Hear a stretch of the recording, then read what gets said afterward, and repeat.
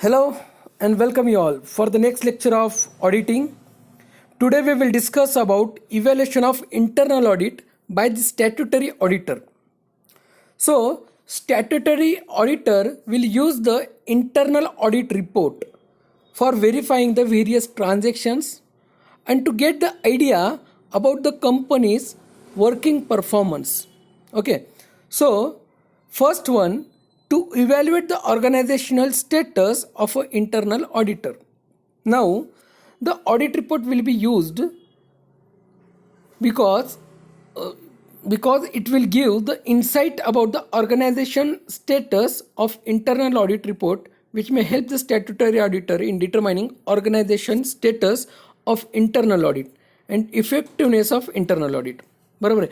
तर internal audit रिपोर्टचा वापर स्टॅट्युटरी ऑडिटर म्हणजे जो काही फायनल ऑडिटला येणार आहे तो इंटरनल ऑडिट रिपोर्टचा वापर एक कंपनीची आयडिया घेण्यासाठी की कंपनीचं कामकाज कसं चालू आहे, कंपनीमध्ये किती इफेक्टिव्ह कामकाज चालू आहे, इंटरनल ऑडिट किती इफेक्टिव्ह झालं आहे हे चेक करण्यासाठी इंटरनल ऑडिटरचं काम चेक करण्यासाठी स्टॅट्युटरी ऑडिटर इंटरनल ऑडिट रिपोर्टचा वापर करतो. तसाच तो इंटरनल ऑडिटचा वापर to decide the extent audit. It means internal audit report may provide the effectiveness of various systems in the organization, which may further help in determining the extent of audit required for the system. आता auditor internal ऑडिटरने already त्या कंपनीमध्ये internal audit केलेलं आहे आणि audit रिपोर्टचा वापर करून internal audit रिपोर्टचा वापर करून स्टॅट्युटरी ऑडिटरला लक्षात येतं की कोणकोणत्या विभागामध्ये किती वेळ त्याला द्यायचा आहे, कशा प्रकारे त्याला ऑडिटला जायचं आहे. बघा, स्टॅट्युटरी ऑडिटरकडे सुद्धा वेळ खूप कमी आहे.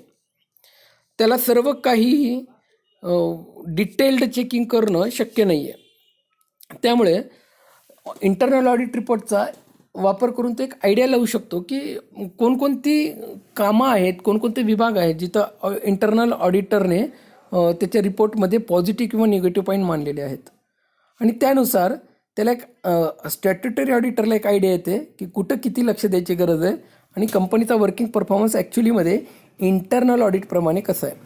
पण जर इंटरनल ऑडिट रिपोर्टवर त्याला खूप विश्वास बसला असेल ती रिपोर्ट बघितल्यानंतर तर तो त्या प्रकारच्या टेस्टिंगसाठी जाईल आणि जर त्याला कुठं डाऊट येत असेल तर तो डिटेल इन्व्हेस्टिगेशन त्या पर्टिक्युलर एरियामध्ये सुद्धा करू शकतो. त्यामुळे इंटरनल ऑडिटरला डिसाईड करण्यासाठी सोपं जातं की त्याला कोणत्या विभागाला किती वेळ द्यायचा आहे, कोणत्या ट्रान्झॅक्शन्सला किती वेळ द्यायचा आहे आणि कंपनीचा वर्किंग परफॉर्मन्स ॲक्च्युलीमध्ये एक थरोली जर बघितलं तर कसं आहे. नंतर स्टॅट्युटरी ऑडिटर इंटरनल ऑडिट रिपोर्टचा वापर कशासाठी करतो तर to decide about the effectiveness of internal audit and internal control system. The internal audit report generally contains various insights about the internal check and internal control system in an organization. बरोबर आहे ना. तर internal audit report हे already दर्शवतं की कंपनीमध्ये internal checking कशी चालते आणि इंटरनल कंट्रोल सिस्टीम कंपनीचा कसा आहे, त्या ऑर्गनायझेशनचा कसा आहे. After analysing the internal audit observation and management feedback, ठीक आहे, the statutory auditor may very well evaluate the effectiveness of both the system in organisation. तर इंटरनल ऑडिटचं ऑब्झर्वेशन चेक केल्यानंतर बघितल्यानंतर त्या रिपोर्टला बघितल्यानंतर आणि मॅनेजमेंटचा फीडबॅक बघितल्यानंतर स्टॅट्युटरी ऑडिटरला जे काही इफेक्टिव्हनेस आहेत त्या ऑर्गनायझेशनचे, जे काही व्यवस्थित जे काही काम चालू आहे, जी काही सिस्टीम आहेत ते चेक करायला सोपं जातं. त्यामुळे इंटरनल ऑडिटचा वापर स्टॅट्युटरी ऑडिटर करत असतो. Now we will discuss usefulness or importance of internal audit. Okay, तर इंटरनल ऑडिटचा फायदा किंवा त्याचं महत्त्व काय आहे. तर पहिलं आहे प्रोव्हाइड ऑब्जेक्टिव्ह इन्साईट. बघा, इंटरनल ऑडिटर हे कंपनीमधीलच लोक आहेत, बरोबर आहे, आणि कंपनीचे काही ध्येय असतात. ते ध्येय कंपनीला पूर्ण करायचे असतात, त्यांचे काही टार्गेट असतात. मग इंटरनल ऑडिटचा फायदा काय होतो की कंपनीचं कामकाज कसं चालू आहे ते चेक केलं जातं. ते कामकाज कसे चालू आहे ते चेक केल्यानंतर कंपनी त्याच्या ऑब्जेक्टिव्हला पूर्ण करण्यासाठी राईट ट्रॅकवर आहे का नाही हे लक्षात येतं. आता इंटरनल ऑडिटर हे जर मोठी कंपनी असेल तर एक वेगळी टीम तयार होऊ शकते. पण एखादी छोट्या कंपनीमध्ये एक वेगळी इंटरनल ऑडिटची टीम तयार करणे आणि त्या लोकांना विशिष्ट सॅलरी देणे हे थोडंसं अवघड काम आहे. त्यामुळं बऱ्याच कंपनीमध्ये इंटरनल ऑडिटर हे कंपनीचे एम्प्लॉईजच असतात जर कंपनीचं स्वरूप छोटं असेल. त्यामुळे इंटरनल ऑडिटर हे ऑपरेशनल कामामध्ये नसतात, तर ते फक्त आणि फक्त चेकिंग करणाऱ्या कामामध्ये असतात. ॲक्च्युली जे ऑब्जेक्टिव्ह पूर्ण करायचे आहेत कंपनीला ते कंपनी आणि कंपनीच्या लोकांनाच करायचे. ते ऑडिटरचा त्याच्यामध्ये काही रोल नाही आहे.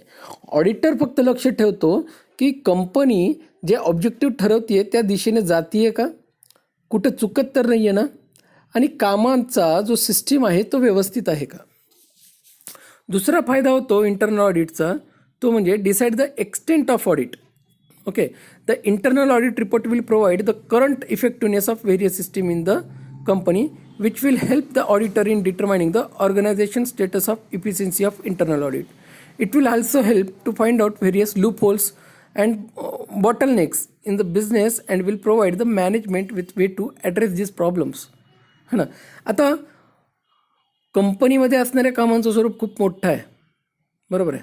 मग कंपनीमध्ये जे कामकाज चालू आहे ते व्यवस्थित चालत आहेत का, कंपनी कुठं चुकती आहे का, काही लूप होल्स आहेत का कंपनीमध्ये, कुठं प्रॉब्लेम्स आहेत का कंपनीमध्ये, कोणते असे एरर्स आहेत जी कंपनी करते आहे, कोणत्या अशा चुका आहेत जी कंपनी करते आहे, त्या चुका दुरुस्त करता येतात का, त्याचे मार्ग काय आहेत, याबद्दलचा जो कमेंट आहे, याबद्दलचा जो त्याचं मत आहे ते मत तो ऑडिट रिपोर्टमध्ये मांडतो. त्यामुळे इंटरनल ऑडिटचा फायदा, एक audit decide the extent of audit ज्याला आपण म्हणतो, की कंपनीच्या जे मॅनेजमेंट आहेत त्यांना योग्य वेळेवर प्रॉब्लेम दर्शवण्यासाठी सुद्धा केला जातो, की कंपनीमध्ये कामकाज कसं चालू आहे आणि त्या प्रॉब्लेमला वेळेवर दुरुस्त करण्यासाठी इंटरनल ऑडिटचा वापर केला जातो. Improving operational practices. बघा कंपनीमध्ये जे काम होत आहेत ते कामकाज हे मोठ्या स्वरूपात होतं. वेगवेगळे डिपार्टमेंट्स आहेत, वेगवेगळे लोक आहेत आणि ते वेगवेगळे लोक वेगवेगळ्या पद्धतीने काम करत आहेत आणि त्यामुळं ह्यांच्यामध्ये सिंक्रोनायझेशन करणं खूप अवघड काम आहे. ओके, बऱ्याचदा काय होतं, इनइफिशियन्सी लक्षात येते कंपनीच्या कामकाजामध्ये.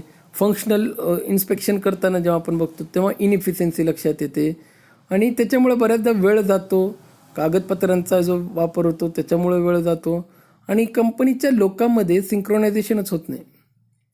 परंतु इंटरनल ऑडिटचा वापर करून जे काही कंपनीचं ॲक्च्युअल कामकाज आहे त्याचा आढावा घेतला जाऊ शकतो आणि कंपनीची जे ऑपरेशनल प्रॅक्टिस आहे, म्हणजे कंपनीचा जो कामकाज आहे ॲक्च्युअल कामकाज, ते इम्प्रूव्ह केलं जाऊ शकतं. चौथा आहे डिटेक्शन ऑफ फ्रॉड. तर बऱ्याचदा असं होतं की कंपनीचे जे एम्प्लॉईज आहेत ते चुका करतील, बरोबर आहे, जिथं काम आहे तिथं चुका होतील. पण असा जर कोणता व्यक्ती असेल जो मुद्दामून एखादा ट्रान्झॅक्शन चुकीच्या पद्धतीने रेकॉर्ड करत असेल, म्हणजेच फ्रॉड करण्याचा प्रयत्न करत असेल, तर त्याच्यासाठी तुम्हाला गांभीर्याने त्या ट्रान्झॅक्शन्सला चेक करण्याची गरज आहे. इंटरनल ऑडिटचा फायदा काय होतो की तुम्हाला अगदी कंटिन्युअस त्या कंपनीच्या बुक्स ऑफ अकाउंटची चेकिंग होत असल्यामुळे फ्रॉड्स वेळेवर लक्षात येतात आणि फ्रॉड्स जे वेळेवर लक्षात आले त्याचा नुकसान कंपनीला वेळेवरच टाळता येतो. त्यामुळं जे काही डिपार्टमेंट्स आहेत वेगवेगळे ह्यांच्यामध्ये जसं सिंक्रोनायझेशन लावलं जातं तसंच बुक्स ऑफ अकाउंटमध्ये सुद्धा maintenance of books of account ज्याला म्हणतो ते सुद्धा प्रॉपर वेमध्ये करणं गरजेचं आहे, नाहीतर फ्रॉड होण्याची शक्यता असते. म्हणून इंटरनल ऑडिटचा फायदा तुम्हाला फ्रॉड शोधण्यासाठी सुद्धा करता येईल. Control quality. Internal auditor play the part of combining consulting and assurance. Okay, confidence informs the management of how well system and process are designed to keep the company's goal on track. Consulting advises the administration on how to improve this system and process if and when necessary. बरोबर आहे. आता कंपनीचं कामकाज जे व्यवस्थित चालू आहेत हे जर लक्षात येत असेल तर एक वेगळा कॉन्फिडन्स कंपनीच्या लोकांमध्ये किंवा जी कंपनीचे मॅनेजमेंट आहे त्यांच्यामध्ये येतो की yes we are on the right track. So जर गरज पडली आणि जर लक्षात आलं वेळेवरच की एखादी काम आहे किंवा एखादा सिस्टम आहे जो चुकीच्या दिशेने चालतोय, तर ते वेळेवरच दुरुस्त केलं जाऊ शकतं. त्यामुळं क्वालिटी कंट्रोल केली जाऊ शकते, बरोबर आहे. म्हणून चुका वेळेवर जर दुरुस्त केल्या तर क्वालिटी वाढते कामामध्ये. त्यामुळे इंटरनल ऑडिट हे क्वालिटी कंट्रोलसाठी सुद्धा महत्त्वाचं आहे. रिस्क असेसमेंट आणि इव्हॅल्युएशन. बघा, फिनान्सचा एक सरळ सरळ नियम आहे, जिथं रिस्क आहे तिथं रिटर्न जास्त आहेत, बरोबर आहे. पण रिस्क ही कॅल्क्युलेटिव्ह असावी. मग कंपनीने रिस्क जी घेतली आहे बिझनेस एक्सपान्शनसाठी किंवा बिझनेस चालवण्यासाठी, ती रिस्क किती बरोबर आहे, एक्सपर्ट्सच्या ओपिनियनने ती रिस्क कंपनी घेऊ शकते का, बरोबर आहे.